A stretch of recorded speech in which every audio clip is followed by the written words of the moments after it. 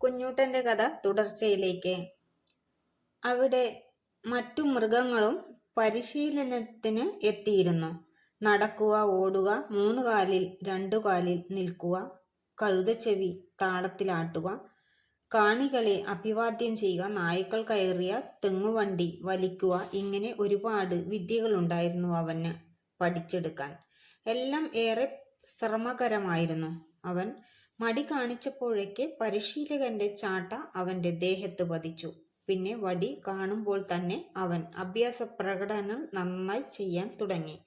ദിവസങ്ങൾ നീണ്ട പരിശീലനത്തിനൊടുവിൽ അവൻ ഒന്നാന്തരം അഭ്യാസിയായി. ഒടുവിൽ അവന്റെ അരങ്ങേറ്റം നാളുമെത്തി. തിങ്ങി നിറഞ്ഞ കാണികൾക്ക് മുന്നിലേക്ക് പരിശീലകൻ കുഞ്ഞൂട്ടനെയും കൊണ്ടുവന്നു. അപ്പോൾ അണിയറയിൽ നിന്നൊരു അറിയിപ്പുണ്ടായി.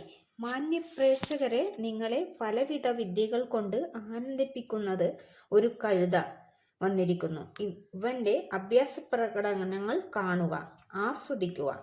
തന്നെ മരക്കഴുതയെന്ന് വിളിച്ചയാളെ കടിച്ചു കീറി തിന്നാനുള്ള ദേഷ്യം തോന്നി കുഞ്ഞൂട്ടന്. പരിശീലകൻ മാറി നിന്ന് ഓരോ നിർദ്ദേശങ്ങൾ നൽകിക്കൊണ്ടിരുന്നു. അതനുസരിച്ച് അവൻ നടക്കുകയും നിൽക്കുകയും നൃത്തം ചെയ്യുകയും വണ്ടി വലിക്കുകയും ഒക്കെ ചെയ്തു.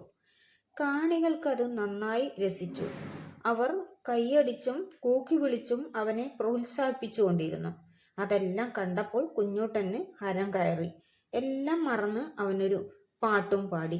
അസഹ്യമായ ആ കഴുത രാഗം കേട്ട് കാണികൾ അസഹ്യതയോടെ കാതുപൊത്തി. ചിലർ പാട്ട് നിർത്താൻ വിളിച്ചു പറഞ്ഞു. മറ്റു ചിലർ ഇതിലും ഭേദം ഞങ്ങളെ കുത്തിക്കൊല്ലുകയാണെന്ന് പറഞ്ഞു. ഇനിയും ചിലർ കൂടാരം വിട്ട് ഓടി രക്ഷപ്പെടാൻ ശ്രമിച്ചു. കാര്യങ്ങൾ അത്ര പന്തിയല്ലെന്ന് തോന്നിയ പരിശീലകൻ ചാട്ടയുയർത്തി അവനെ ഭീഷണിപ്പെടുത്തി. അതോടെ അവൻ വായടച്ചു. പുറത്തിറങ്ങിയ കാണികൾ നെടുവീർപ്പ് വിട്ട് തിരിച്ചു വന്നു. അതേതായാലും അന്നത്തെ താരം കുഞ്ഞൂട്ടൻ തന്നെയായിരുന്നു. കാണികൾ ചെറുതും വലുതുമായ നാണയങ്ങൾ അവനു നേരെ എറിഞ്ഞുകൊടുത്തു. പരിശീലകൻ അതെല്ലാം വാരി സഞ്ചിയിലാക്കി. പെട്ടെന്നാണ് അവൻ അത് ശ്രദ്ധിച്ചത്. സർക്കസ് കാണാൻ വന്ന കാണികളുടെ മുൻനിരയിൽ പരിചിതമായ ഒരു സ്ത്രീരൂപം. അവന് കണ്ണു തിരുമ്മി നോക്കി. മാലാഖ.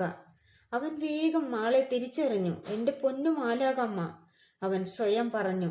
മാലാഖ കാണാൻ വേണ്ടി അവൻ പല അഭ്യാസങ്ങളും കാട്ടി. കഴുതയുടെ രൂപത്തിലുള്ള തന്നെ തിരിച്ചറിയാൻ അവർക്കാവില്ലെന്നും പാവം കുഞ്ഞൂട്ടൻ ഓർത്തില്ല.